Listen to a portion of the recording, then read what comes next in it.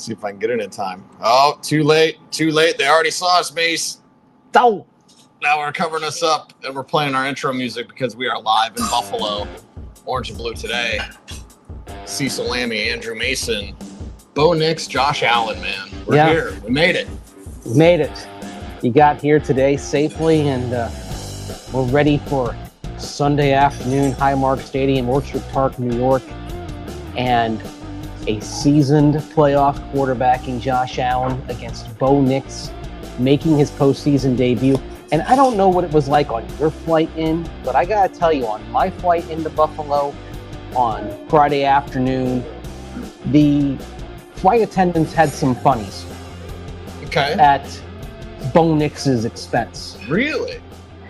Suggesting, how could they lose to a quarterback named Bo? Making fun of Bo. The flight attendant was making fun of Bo Nix for his name. The name Bo? Yeah. Like, how can they lose to a quarterback named Bo? What's it going to say about Josh Allen if they lose to a quarterback named Bo? It was kind of stupid. Well, I was kind of annoyed at the airport in Baltimore where I had layover. Mr. Troy Rank was there. Never annoyed with him. He's a dear friend. But, the Bills fans that were there were kind of chirping about, hey, it's a rookie. And so I finally said something, and I'm, not wearing any Broncos gear or anything. And I was like, it's Sean Payton versus Sean McDermott. How's that going to go? But the Bo Nix thing, I think a lot of Bills fans, just from the ones we were around or the flight attendants, are kind of overlooking Bo, man. I think they are. Now, it. That being said, you said Sean Payton versus Sean McDermott. Yeah. And you do have to go back quite a ways to talk about when Sean Payton was in the Super Bowl. Now, does he have the better overall team, overall situation in this game? Probably not. Let's be honest. I mean, Buffalo is 20-6 since they lost to the Broncos back in November of 2023. Of course, the day after that game is when Buffalo fired Ken Dorsey as offensive coordinator and turned the reins over to Joe Brady, a former Sean Payton assistant down in New Orleans briefly. Right. And it's been a different ball game. It's been the Bills, a little more committed to running the game, to running the ball. And of course, in that game on Monday night in November of 23, Cease, a big reason why the Bills lost that game was after James Cook fumbled early, Ken Dorsey stopped handing him the ball until the fourth quarter. Right. They give him the ball in the fourth quarter. All of a sudden, he tramples the Broncos. But for about half the game, ignored James Cook. And that proved costly. Well, Buffalo, they actually want to get the run game going. And in fact, Cease, they've never lost a game that Josh Allen has started when they have run more than they've thrown. Never. Interesting. Yes. Interesting. Okay, so it gives you kind of peeking through keyholes as to what the Buffalo Bills will do, but you see it on our sweet thumbnail and show title. What must they do to beat the Bills, to pull off the upset? For me, comes down to stuffing the run and understanding Khalil Shakir is the most dangerous player on 3rd and 8 in a dirty bunch formation. Yeah, going back to stopping the run there, if you can take that away and accept that Josh Allen, he's gonna get his. It's like, Michael Jordan's gonna get his 30 back in the day. Nikola Jokic, you mentioned it the other day. Nikola Jokic is gonna get his triple-double, but can you shut down Jamal Murray? Right. And that's usually what you often see separating teams that beat the Nuggets from those that fall. I mean, go back to the 2020 postseason, the bubble. Jamal Murray goes off, all of a sudden the Clippers crumble and blow a 3-1 lead. So you accept that Josh Allen's going to make his plays, throwing the ball to an array of targets. Of course, he doesn't really have an alpha out there. He does not have a 1,000-yard receiver. Some may say, they got a bunch of unknowns out there. No, it just makes them tougher to defend because you can't simply say, okay, Pat, you're going to travel with Jamar Chase. You can't do what you did against Cincinnati. No. Where Surtain lines up against Chase most of the game. You do that, okay, fine. You're taking away Khalil Shakir and then leaving everybody else who can make plays. I had that stat earlier this week about how many Bills have had receptions of at least 35 yards so far this year. It's a lot. Yeah. It's Yeah, anybody on that offense is capable of an explosive, and that's part of what makes them dangerous. That makes them dangerous because even a guy like Curtis Samuel, who is going to play, he could be the X factor. I think we're in X factor territory. Maybe the Bills blow them out, and I know Bills fans think that's what's going to happen. Okay? They think it's just a runaway. The game against the Chiefs, it's a fraud. And the Broncos, it's a rookie quarterback. They're not even supposed to be here. I mean, they are overlooking, at least the fans-wise. Players aren't. Coaches won't. But the fans are overlooking the Broncos. So I think X factor time in a close game, Marvin Mims, Curtis Samuel, I know where my chips are. Can confirm that from conversations I've had with Bills fans since getting to town down at the Big Tree Inn last night. Some man on the street stuff. Yes. They all thought the Bills were going to win by double digits. Oh, my God. Yep. Okay. And to the point where you had some Bills fans talking about, when we play Baltimore next week, because, of course, if the Bills win and the Ravens win on Saturday night, Bills win on Sunday, Ravens on Saturday night, it's going to be a rematch of that Week 4 game when the Ravens throttled the Bills, but of course that was in Baltimore. The rematch would be in Buffalo. So, yeah, overconfident, I'd say, well, you don't know if it's overconfidence until you see the result. If the Broncos come in and win, it's overconfidence. If the Broncos don't get it done, it's just confidence. Right. Right. Yeah, and they've got a lot of confidence. By the way, getting a question here from Van Pin about the weather. It's cold here in Buffalo. I don't believe any precipitation is forecast. No. Should be fine. It's not even supposed to be all that windy tomorrow. We're looking at about 32 degrees, partly cloudy skies. So is it going to be chilling? Yeah, but it's nothing where the weather is going to be particularly memorable. The snowfall came in last night, early on Saturday morning. There's a nice little blanket of snow all throughout western New York. Everything looks wintry and lovely, but it shouldn't be a game where the weather has any sort of impact. Now, next week's games, the weather might affect them, as sounds like a polar vortex is moving down. Like, it's in Denver. There won't be a game in Denver, obviously, but in Denver, it's going to be bone-chilling cold, and that cold will probably stretch across the plains. So whoever gets to play in Kansas City, and of course, if the Broncos win, they would go to Kansas City. Right. It could be a very uncomfortable game weather-wise if that comes to pass. Yeah. But we don't want to look ahead, just so you know. It might be dicey if the Broncos get the job done. Might be very uncomfortable next Caleb week. brings up what a lot of Broncos fans are thinking is that pass rush. And I did hear some of the Bills fans that weren't just like, it's an easy game. Yeah. The ones that say, hey, they can get after the quarterback. And Mason, we're talking about how you upset the Bills. Yeah. Make Josh Allen uncomfortable. Yeah, you make Josh Allen uncomfortable. Now, what's interesting about this game, Cease, is the Broncos obviously lead the league in sacks. They have a franchise record sack total. 3 of their edge rushers are in the top 25 of the 110 edge rushers with at least 150 pass rush snaps. Jonathan Cooper, Nick Bonito, Dondrea Tillman are all in the top 25. Dondrea Tillman, by the way, is very quietly emerging as an extremely efficient pass rusher in terms of generating pressures.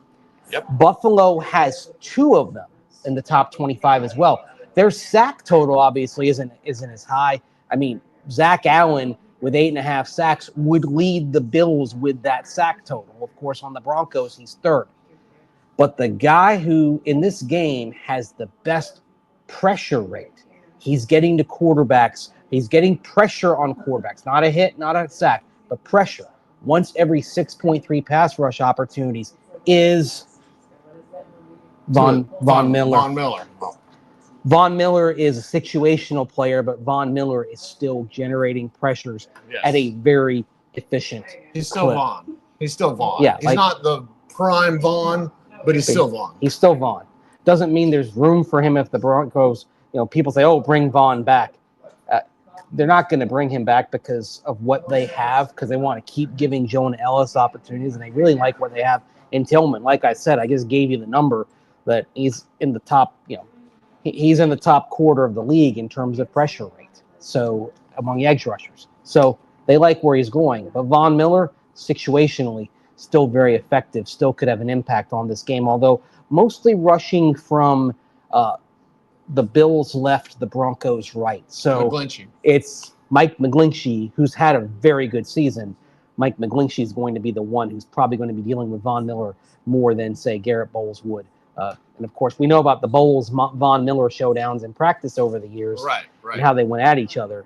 Well, Sunday it looks like it's going to be more McGlinchey facing off with Von Miller. Yeah, and I think interior pressure could be an X factor as well. How do you upset the Bills? That's the difference that's the difference for the Broncos. Yeah. They're better on the interior than Buffalo is. Yes. Zach Allen, second team All-Pro. Probably, you could have argued for him being first team, I think. Why wasn't he a Pro Bowler?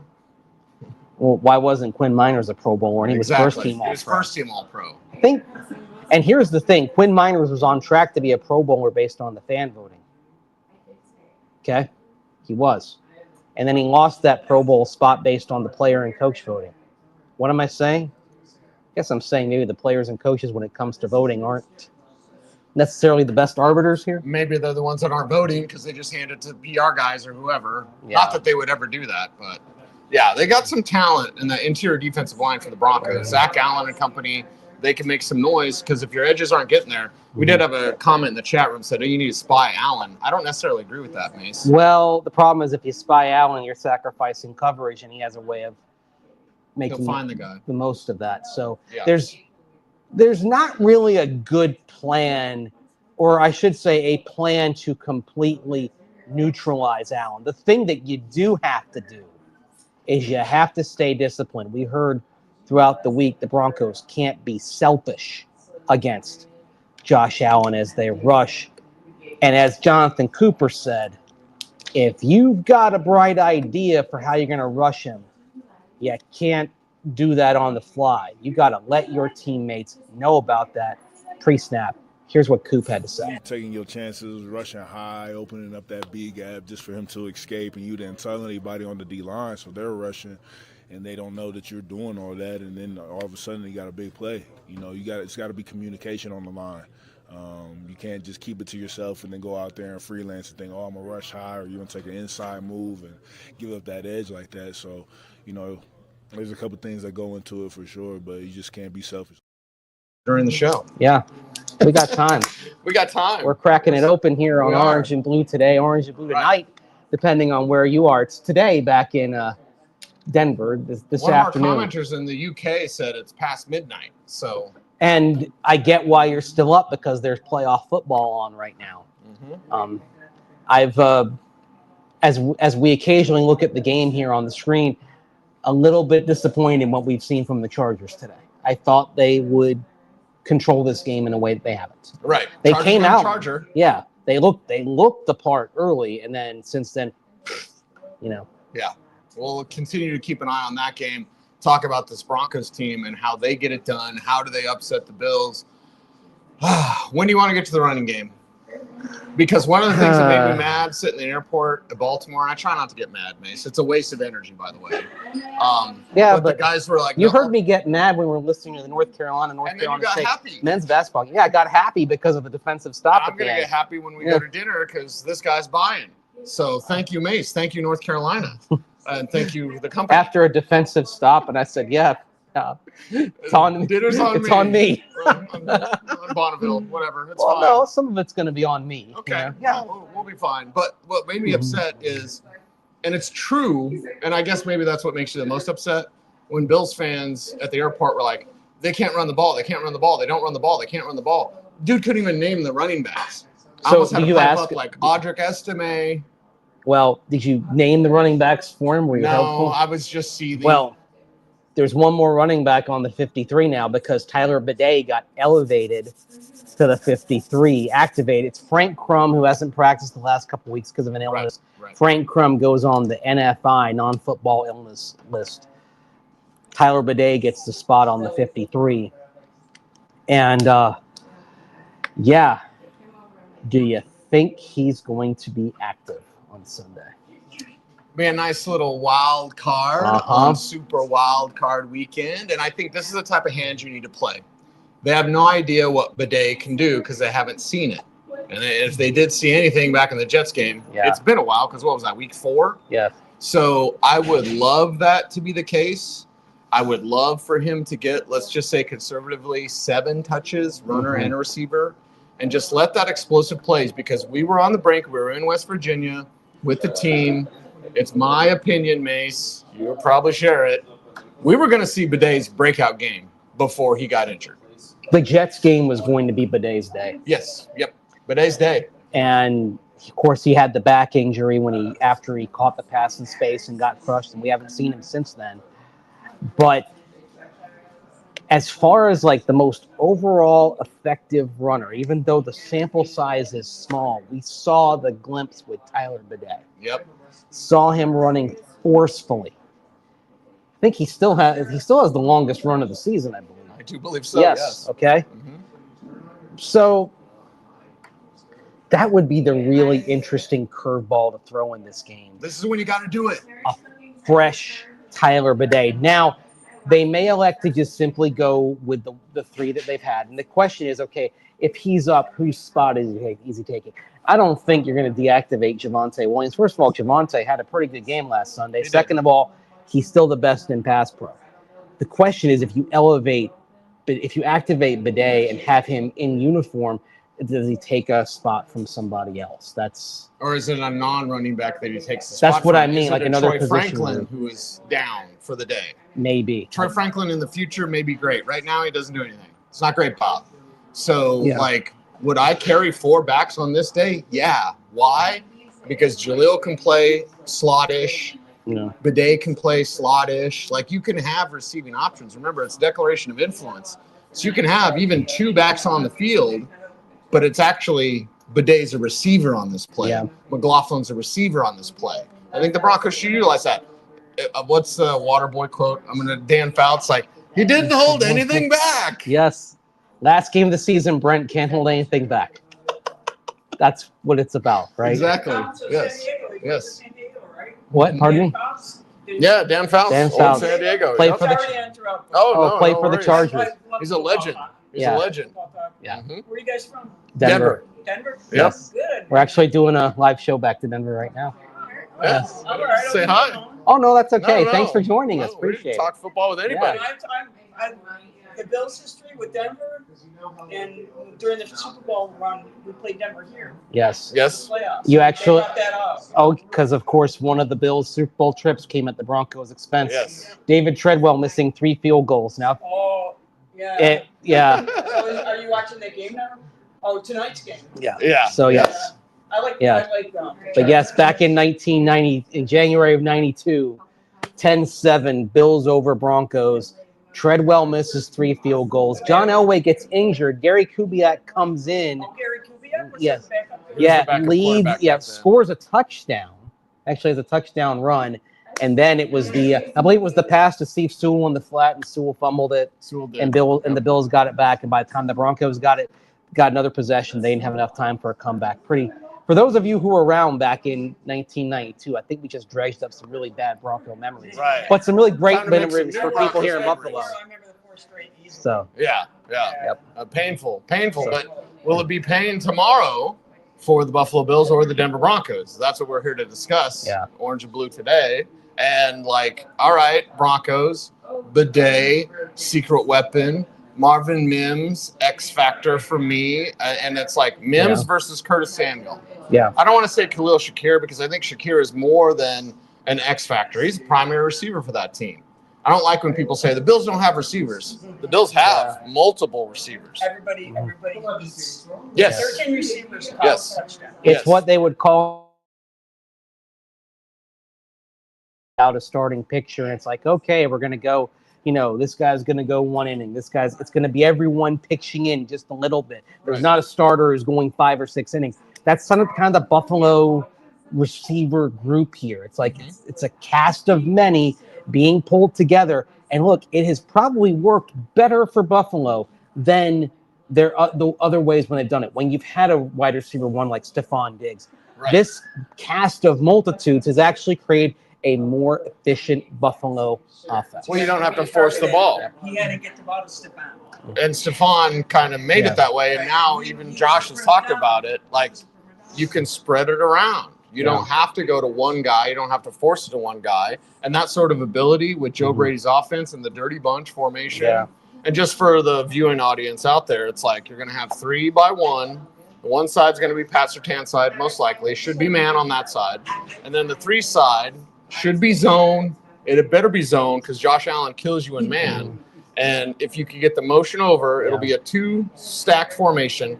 They'll motion in. That's why they call it a dirty bunch. The third receiver will come over. If it's Khalil Shakir on a 3rd and long or 3rd and 8, he's running to the sticks and he's the number 1 receiver. Yes. Because on a bunch formation, defenses have to understand and communicate. Something we heard in the locker room this week from the Broncos, they have to communicate who's got that guy, who's got this guy, and a dirty bunch can confuse you. And when you bring the linebackers into it, that's where we talk about the running backs. And as one of our commenters is noting, I'm afraid of a Ray Davis wheel route. Oh, boy.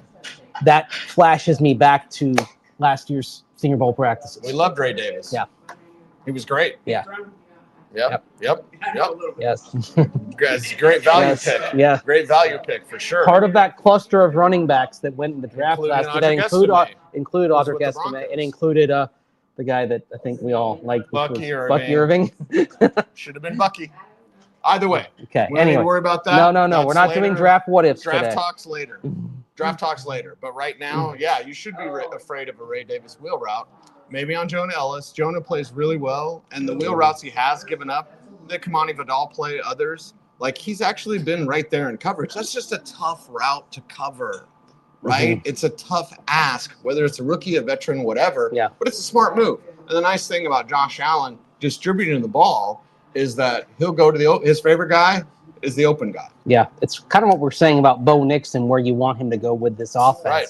The favorite guy is the open guy. We've seen some glimpses of that, but I think the Broncos are probably still a couple of contributors off in terms of skill players to really being able to actualize that vision. Right. Which is, again, as we get into the offseason and talk about draft and free agency, they're going to be able to go shopping for those guys to complete that picture to where when Bo Nix drops back to pass next year, it really is just see open guy, get to open guy. Doesn't matter who it is. Like, would Tyler Warren look good as a target there? You're damn right he'd look good doing that. He'd look really good. Yes. And when Lance Zierlein, who I think is one of the best draft analysts out there and a Houston radio legend, says he's Jimmy Graham, what do you think about that? Yeah, huh? You think they haven't taken notice of that? Yeah. Yeah. Well, we always veer into draft talk. Well, that's because it's fun and because always one eye to the future. There's only one way that you and I aren't sitting at the Shrine Bowl in Texas in practice in 2 weeks. We're not. We won't be there if the Broncos are in the AFC Championship game because we would be in the AFC. We'd be in Baltimore. Probably in Baltimore. Yeah. Yes. Or maybe Houston, the way the Texans are looking today. And what, Justin Herbert had a pick 6 a little bit ago? Oh, it's right?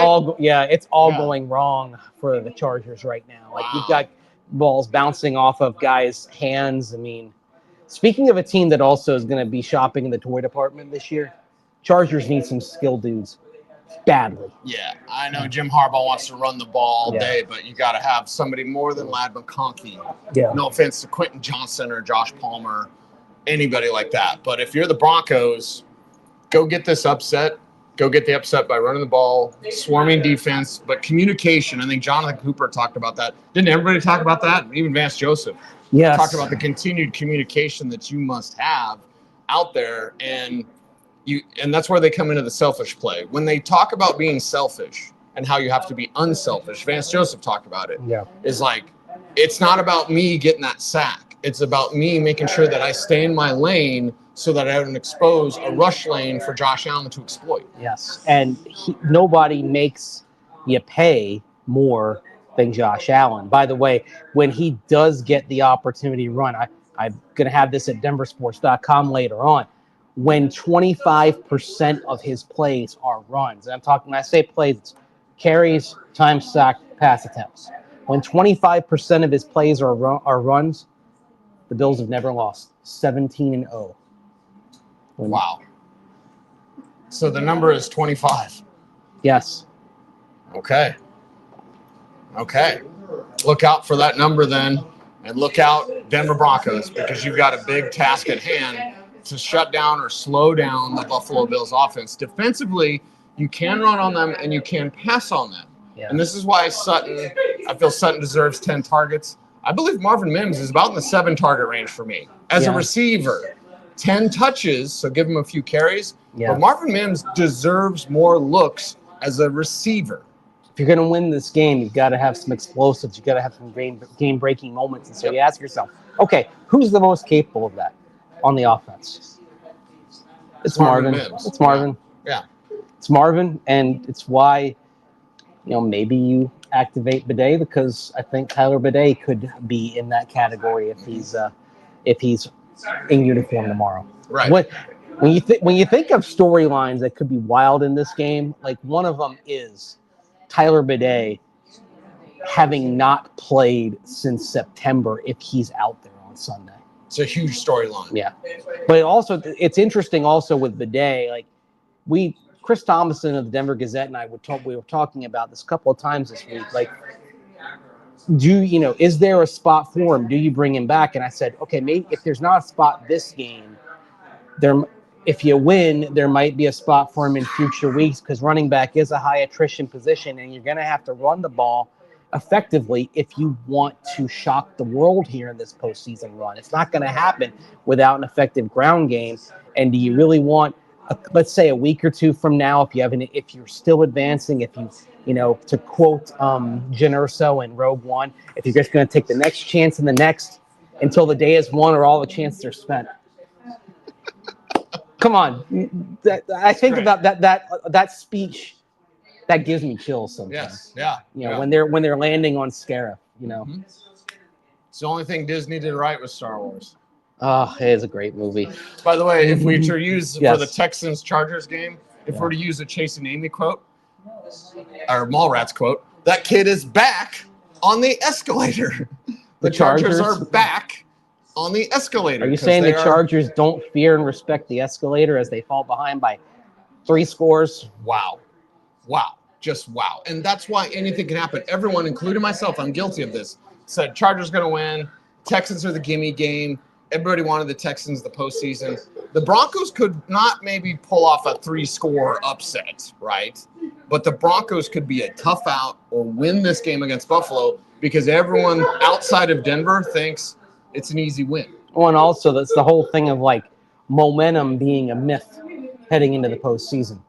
Very similar to baseball, what we've seen a lot of in recent playoffs. Like, you go back to the Arizona Diamondbacks in 2023 being colder than ice going into the playoffs, and they go all the way to the World Series. Well, here the Texans skid into the postseason. They haven't played well in months. No. And there they are about to advance here. The Broncos have lost 2 of the last 3 games, and the one that they won was against the JV squad of the Chiefs. The Broncos, it's great that they're in. You would not say that the Broncos have momentum right now. Who gives a crap? Doesn't mean anything. Well, for me, and I look at the Chargers game, not necessarily ironically, and I look at the Bengals game. I know the Bengals didn't make it, but you'd had 2 games. You lost both, but you got a little taste of the playoffs. Bills are much better than the Chargers or the Bengals. Yes. But you got a taste of that level of atmosphere with the playoffs on the line. So, again, not playoff games, and you lost both of them. But you do have, and I said it on something, Mace, because I talk a lot, where, I think those 2 games could actually be a benefit for Denver, especially because they lost. Well, I'll just throw this little trivia at you. The Broncos have never won a Super Bowl without a 2-game losing streak in December. You're right. Mm-hmm. 97 it happened. 98 it happened. 2015 it happened. 2015, of course, losing those back-to-back games to the Raiders at home, that ugly game where the Broncos blew it. That was bad. They blew a 12-0 lead, but remember, it was a 12-0 lead where they settled for 4 field goals and they kept melting down the red zone. And I'm sitting there, I'm like, they're going to regret those chances on which they didn't capitalize. And I hate to say I was right, but I was right. It only bounces your way so often. Yes. Football's an oddly shaped ball, and when it bounces your way, you better take advantage. And this is where if you're the Bills and you don't take advantage, something similar could happen because you're the superior team. Mm-hmm. You're the favored team. But Denver's there ready to strike. Yeah. And if you put a little bit of doubt in, this is why we keep coming back to, if you win the coin toss, take the ball, get some points right away. Mm-hmm. These Bills fans are feeling pretty good out here. Yeah. But they might not be feeling pretty good if you get 7-point lead. Hey, we've all been at games where the home crowd was ready to party in the playoffs, and then they were stomped. They were trampled. I think, one I covered when I worked for the Panthers back in January of 2009. Panthers go in 12-4. They're playing the Cardinals, a team that they'd beaten in the regular season, and Carolina actually comes down, takes a 7-0 lead right off the opening kickoff. Feels pretty good, but then gradually, Kurt Warner and Larry Fitzgerald get going, and then Cardinals defense throws some different coverage looks at Jake Delhomme. He can't identify them. They result in turnovers, and then everything devolves from there. It happens, and that was in Charlotte. You see a crowd that was amped, prime time, ready to celebrate. Right. Gone. A home field advantage can become a home field disadvantage when you start putting the doubt into the home fans. Especially when history comes into play. There's a great history of fine quarterbacks with the Denver Broncos, one being Peyton Manning. He had some advice. You want to set this one up, Mace? Yeah. He had some advice for some Broncos that I believe reached out to him, right? Yeah, he said Cortland Sutton was one of them. He also said NFL players. So, Peyton, he's pro Broncos, but anyone that has his cell number and reaches out to him, he's going to get back to him. But certainly, we know the Broncos have a very special place in his heart. He has talked about how excited he is to actually see the Broncos back in the playoffs. So he was asked about kind of what sort of advice you're going to give. He was asked it, and he mentioned with Cortland Sutton, but I think his advice is worth noting here for anybody, and it's pretty simple but pretty profound. Actually, Cortland Sutton did send me. I sent him a text after the game, wishing him luck, and he just kind of said, "Any advice?" And look, it's hard to probably answer that in a text, but the truth is, when I told Cortland and a couple of the other NFL guys that I kind of connect with, that I've known from our football camp or Pro Bowl, whatever it may be, to be sure you're doing the same things this week that you've done all seasons. I think the biggest is, say you get to the playoffs, you get to the Super Bowl, and, I got to study even more film. I got to stay up even later. I got to lift even more weights this week. That's the wrong answer. Do the same things you've been doing to get to this point, because obviously it's working. That's why you're in the playoffs. Now, I do think you pay extra attention to the little things, to the details of all the plays, because playoff games come down to 5 plays, and it might not be in the fourth quarter. It might be in the second quarter. So you want to be on top of the details, but to go out there and just let it rip and have fun is the main thing. Play loose, have fun, and enjoy the moment. Yeah, keep it, have fun, but also kind of keep to what you're doing. The old cliche that when you get to the biggest dance of the year, you dance with the girl that brought you. Dance with who brung you. Yeah, that's kind of the thing here. This is not the time to go trying to reinvent the wheel. Of course, that sort of flies in the face of the notion of putting Tyler Bidet out there. But at least with Bidet, it's not like he hasn't done it before. And they were going to do it. Yeah, you're actually reverting to what was appearing to become the plan. Yes. When they went to New York. For all the people that they can't run the ball, if Bidet stayed healthy, he might have been a 1,000-yard rusher. Yeah, because that game they did run the ball well with Javonte Williams and Jaleel McLaughlin. Mm-hmm. So imagine if that's Bidet out there getting those opportunities, because he would have gotten more of those rushes as the Broncos knew they had to kind of grind down the Jets because they couldn't get the pass game going. I almost laughed because I just saw the replay of what happened on the PAT and the attempted volleyball spike after the blocked PAT. Okay, so special teams. Chat room just said earlier, special teams like we're seeing in Texas Chargers. That can be an X factor for the Broncos as well. Yep, Wes went insane play by Houston. Yeah, this is fantastic. I mean, this is fun, right? But I mean, watch party. But going for the SWAT, I mean, that's like 19.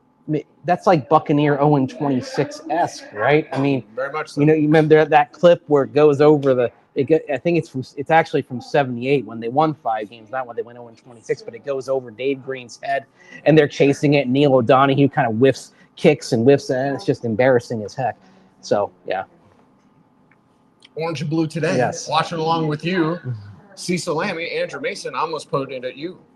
Cecil Lammy, Andrew Mason. I'm Cecil Lammy. He's Andrew Mason. I'm Ron Burgundy. Damn it! Who put the question mark in the prompter? Poop mouth. We are live in Buffalo, ready for the game tomorrow. Going to bring you great coverage. Going to have a post-game show. Probably going to have a post-game show as well. So everyone stay tuned for that. So let's answer this. So if the Broncos are so good, why are they a 7 seed? Okay. We're not sitting here and saying that they're elite. They have a ways to go. Sure. Is there a path for them to win? Yes. It's a narrow path. Like, this is the thing. Like, if the Broncos in Buffalo, if they play 10 times, how many times the Broncos win? 2. Yeah. 3. 12. I like that. Yeah, I think there's a lack of respect for the opponent here. Yeah, they're the 7th seed. And Mo Brown, I don't know if he's a comedian or not. He's been trolling in the chat room. So, like, well, why are they the 7th seed? Okay. Yeah, somebody made a funny. Well, I think it would be fun if this is a better game than people think and a Broncos upset. You know, obviously we want that for what we want this team. Oh, wow. Fred off the top rope. Boom. Wow. Okay, Fred. Okay. We got you.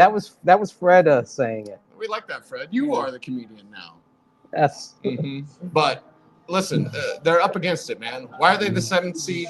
They had to figure out with the rookie who didn't throw a touchdown pass until week 4. Is that right? Or week 5? When was the first time he threw a touchdown pass? Week 4 in that Jets game when they couldn't do anything. And then the weather cleared and he threw a touchdown. And it wasn't a great pass. Remember, Court had to make that insane adjustment to it. Right. That also, I think, was a moment where Court really started to kind of get on the same page with Bo. Yeah, I don't like the why are they the 7th seed talk because it's like the national audience picked him for win 5 games. Okay, why are they the 7th seed? They had to figure it out with the rookie, and by the time they got rolling in week 5, take the numbers, and I'll pull up the numbers, Mason. Maybe I should add a graphic for this. That's okay. But I'll pull up the numbers for Bo Nix, and yes, that also includes Josh Allen. Oh, is this about the power rankings? Yeah. Where they were like 28th, 31st, all that. Right. I mean, those are worth the paper they're printed on, and I say that because hardly anybody prints anything on paper anymore. Right. So they're worth bupkis. They're just air. And I know that last game, of course, against the Kansas City game, people will take some issue with. But as I look up and dig up those numbers, listen, Bo Nix has been playing really good football over the last 10 games or so. So you've just got to give him his, not necessarily flowers, but you just can't overlook it and be like, oh, he's a rookie. He's not a rookie anymore. And by the way, he played 61 games in college, 61 starts. When has he really been a rookie other than the first month of the season? But yeah, and the interesting thing is hearing the Broncos talk about that even though he's a rookie, they've known for a little while that they had something as Am Troutman mentioned to me in the locker room on Thursday. I have a hard time picking a specific moment, but I think when he came in OTAs and he played really, really well, and everyone's kind of like, damn, like this kid's the real deal. Like, you know, like they hit on this one. It's like, all right, well, let's see what we can do in training camp. And he didn't miss a step. He got even better. And then during the season, like obviously it wasn't even like him necessarily at all. It was like we were struggling as an offense early in the season. And then all of a sudden it just turned and we had some success. And he's played really well all year. So it's just a consistent thing is where you see the maturity and everyone builds the confidence in him. And it always goes back to the huddle, how he controls it. Someone might try to talk or speak, and I think twice this year he's told me to shut up. So that's good. I like that, though. So, he's very in control. Yeah, I love that part about, telling him to shut up. Please shut up. It's like Step Brothers. Yeah. Investors, possibly you.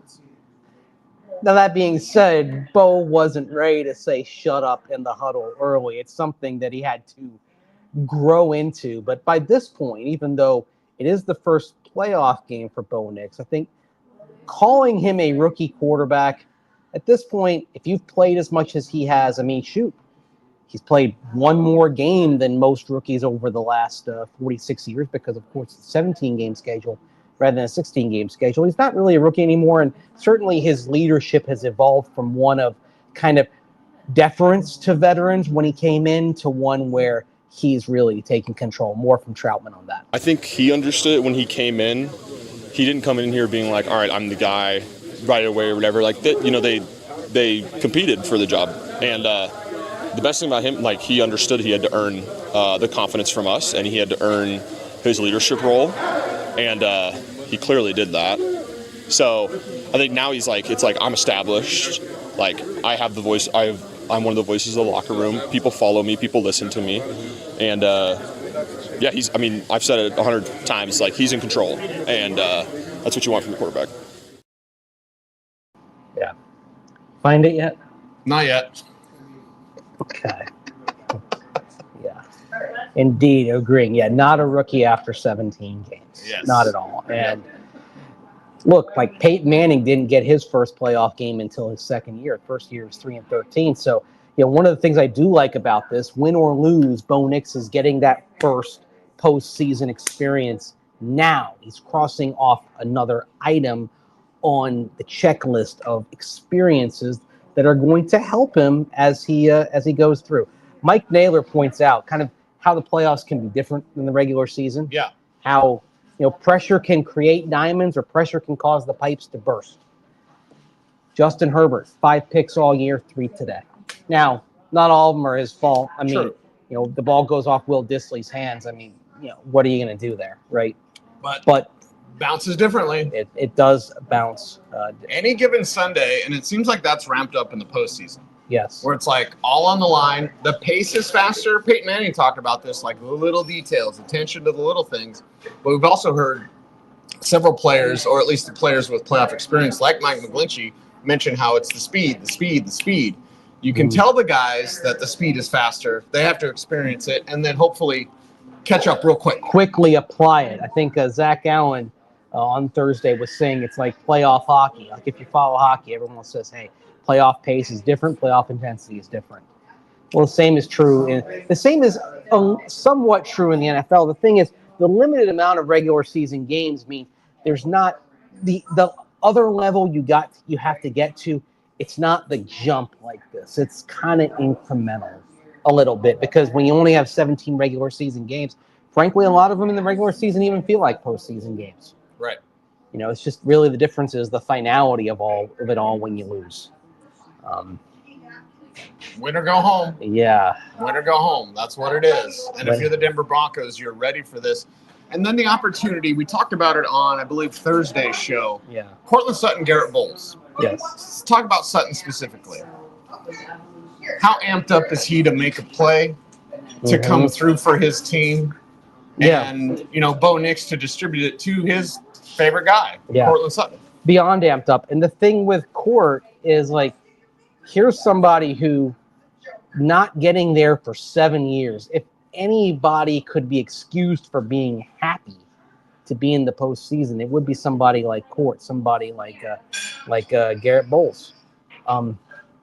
Listen to Cortland Sutton, though, and he doesn't sound like a dude who's just content to get in and finally cross that item off his list. I think one of the biggest misconceptions about this opportunity that we have is everyone feels like the Broncos are happy and satisfied with just making the playoffs. And I'm here to denote that right now. Like, yes, we are happy to have made the playoffs. However, it's not about just making the playoffs. It's now that we're in, it's 1 week at a time, and the records are 0-0, and it's showing up, and going to go play 4 quarters and some if you need to, and letting the best team win and move on. So we feel like we have a really good team. We feel like we earned this opportunity to be able to play in this postseason, and it's upon us to go out there and take advantage of this opportunity.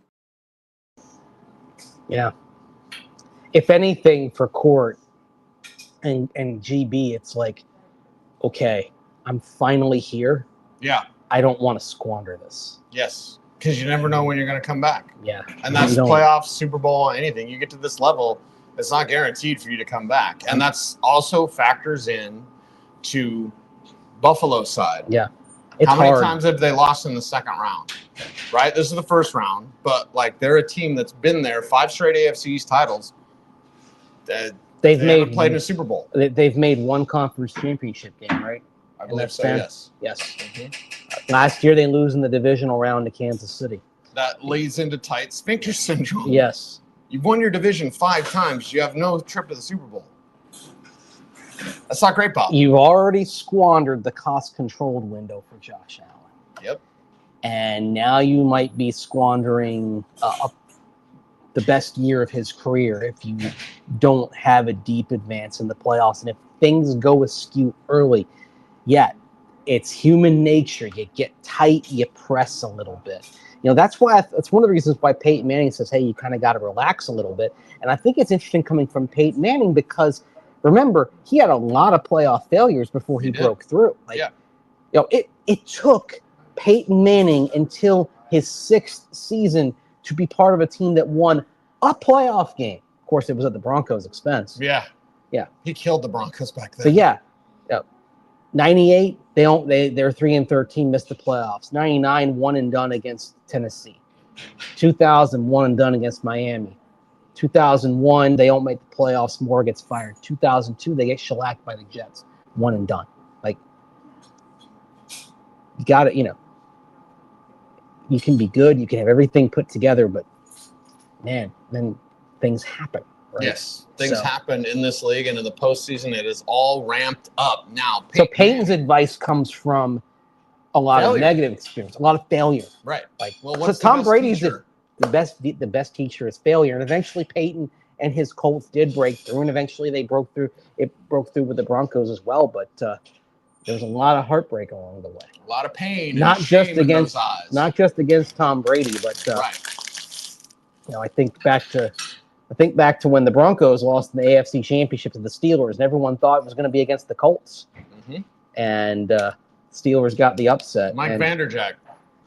Yeah. Idiot kicker pointing at the sideline. Yes. And I will never forget the conversation I had with my good friend Charlie Felix texting after that. And my text message to him was, be careful what you wish for. You might get it. Because all of Broncos country was wishing for the Colts to lose because they've knocked the Broncos out in consecutive years.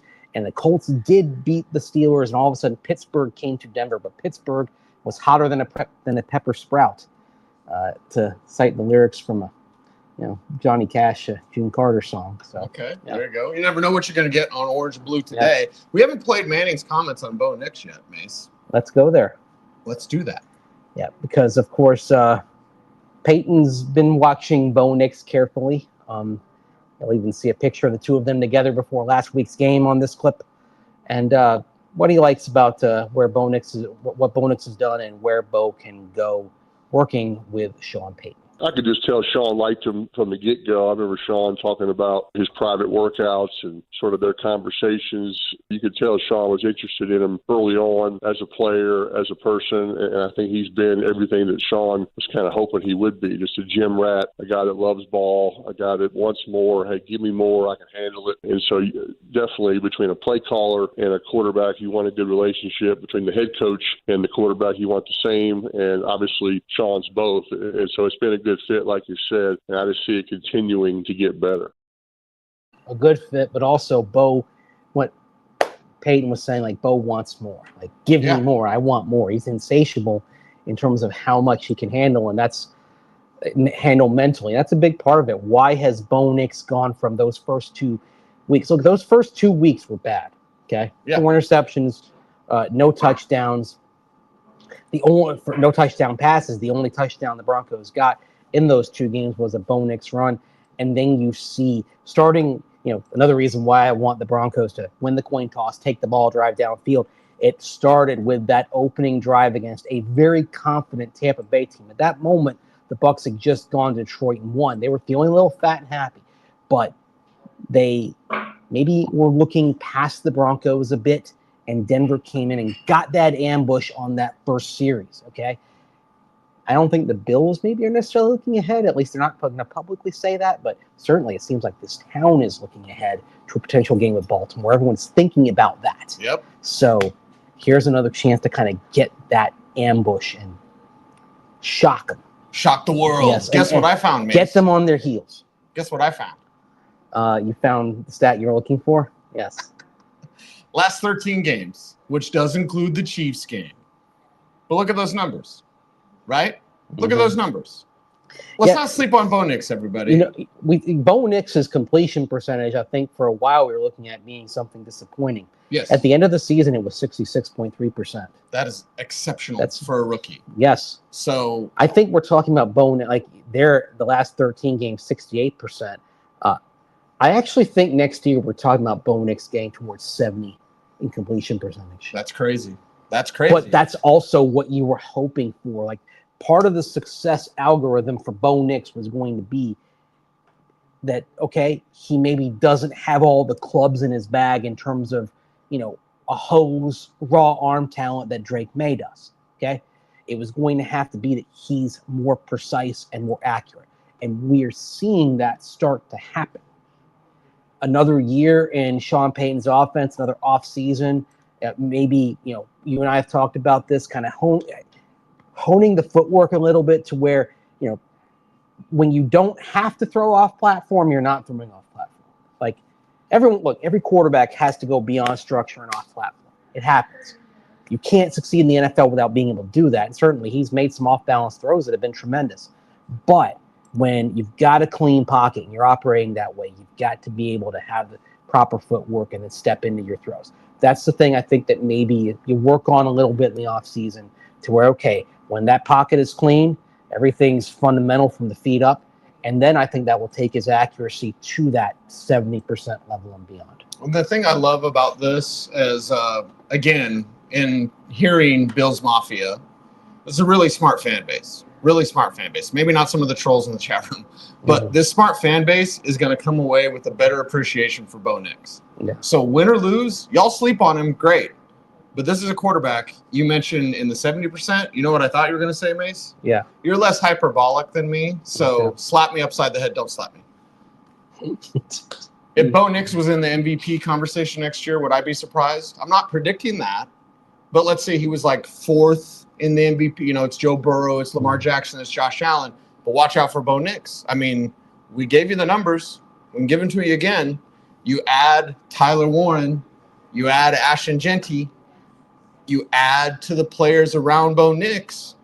If he's an NFL MVP candidate in his second year, I'm not going to be surprised. Again, not predicting it. Don't at me, bro.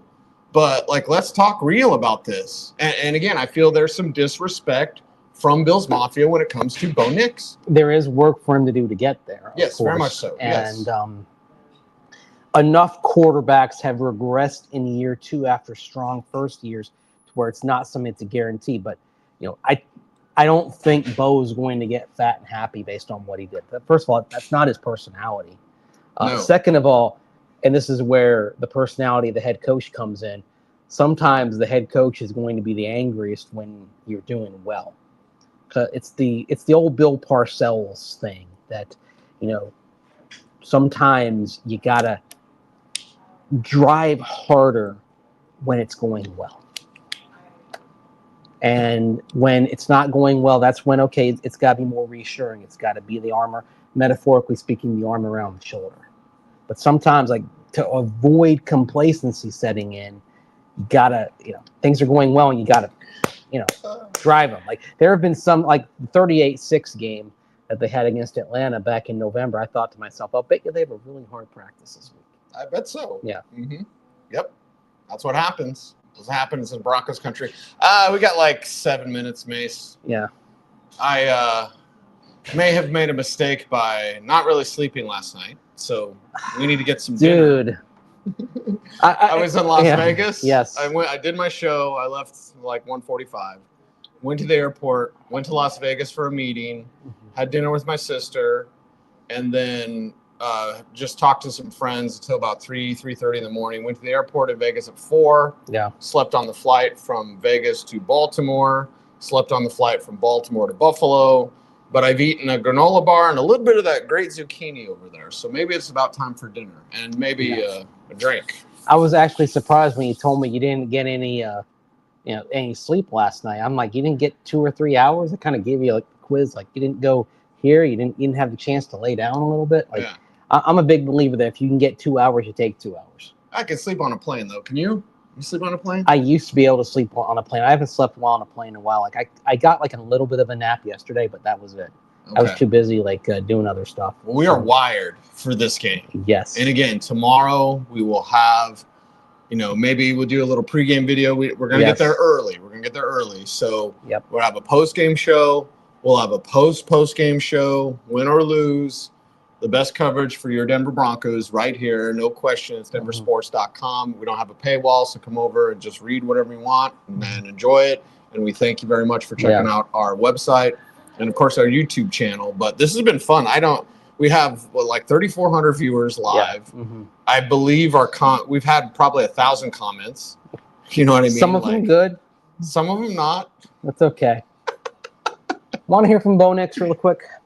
What's Bo say? What does Bo say? Talking about the Broncos being an underdog. I like that. Go straight to the team leader. It's his team. It's become his team. And certainly, I think he likes the spot that they're in here. Bo's been surprising people all season. I think he likes the element of surprise here, being the number 7 seed and trying to do something in Orchard Park on Sunday. The advantage of being an underdog is, I think it's an element of playing loose, and in a way you don't really have anything to lose. Nobody's got all this pressure on you, so you can go out there and play your best because nobody expects you to do well anyway. So it's cliche and it sounds cheesy, but most people, they literally didn't expect us to be here, so we might as well continue to not worry about those things and do what we can do and just worry about ourselves. And when we've done that this year, we've had good success, but it's definitely not going to be easy. Yeah, you think back to the moments along the way that got the Broncos here. Mm-hmm. Maybe it was a good thing to start 0-2. Right.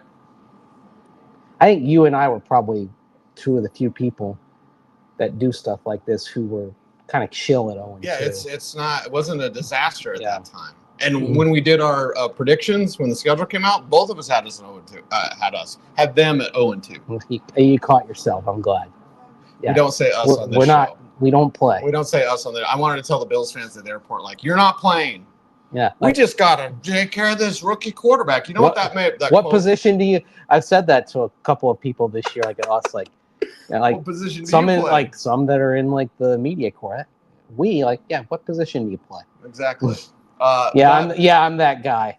That Bo Nix quote reminded me of something that Josh Allen told me at his pro day. And that was this, because we always talk about the doubters. Josh Allen gave me the best quote I've ever had on that question. He said merely this, at his pro day in Laramie. He said, it's not about proving your doubters wrong. It's about proving your supporters right. Ooh. And that's exactly, I got chills. That's good. That's exactly what Bo Nix said in a little bit of a different way, right? The haters, they're going to be haters. There's haters out there, right? Hey. But you go to the people that support you and say, thank you, by kicking some ass. Very Taylor Swift. That's the haters are going to hate. I'm just going to shake it off. Somewhere Will Peterson is happy with you. I am just. My daughter's happy too. Oh, okay. One of her big gifts for Christmas was a book on the Taylor Swift tour. See, a coffee table book. My girls are older than Charlotte, so they were big Hannah Montana fans. Yeah. Which they totally hate today if you bring it up. Remember when you loved Hannah Montana? Mm. It happens. I think Taylor Swift will be around a little longer than Hannah Montana. I think so too. Yeah, I think she'll still be doing tours 20, 30 years from now, making a lot of money. That's just how it is. Yeah. Well, hopefully the Broncos tour lasts at least one more week. This is fun. Hopefully we're doing this from Kansas City somewhere next Friday or Saturday. Yes. Probably maybe sit in a hotel lounge just like this one. I like it. This is comfy, cozy. I don't know what everyone around us thought when we were doing a live show. Well, we had a guest. We did. We had a guest with a camera. It's okay. But it's awesome, man. Right? She knew what she was talking about. Exactly. She knew Ray Davis was a fifth-round pick. Yep. Jinx. You owe me 2 Cokes. Either way. Well, I said the jinx. You owe me. Oh. Actually, you're supposed to shut up until I tell you not to say. Please shut up. Okay, now you can talk. You're good.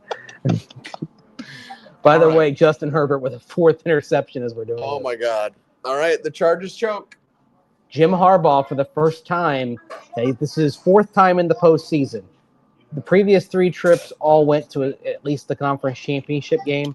course, he had a season where he missed the playoffs at 8-8. And today, 1 and done. Wow. Who else chokes that's in the playoffs? Well, here's the thing: the Texans are a higher seed. There are 4. Chargers are 5. There's usually at least one upset, so we're still in play to see that upset. Right. Okay. Who might it be? Maybe it'll be the Broncos. We're fixing to find out. I'm glad you got there with the Kubiakism. That's the greatest. We are fixing to find out. Foxisms. We got skins on the wall. But we also have this Broncos team doesn't really have any skins on the wall yet. Let's be fair. Maybe you get your first pelt. Ooh. We need help on YouTube, growing our YouTube channel. We certainly appreciate everyone out there for doing that. So, Mace, how can people help us out on YouTube? Like, comment, share, subscribe, and hit that notification bell so that you never miss a vid. We always get the timing right when we're doing this in person. So good. Yeah. All right. We're going to go get something to eat, and we're going to be at the Broncos game early tomorrow. Broncos country. We appreciate you. He's Andrew Mason. Follow him on all the socials at Mace Denver. I'm Matt C. Salami saying OBT is a BFD. There's kids around. Stay tuned and stay frosty.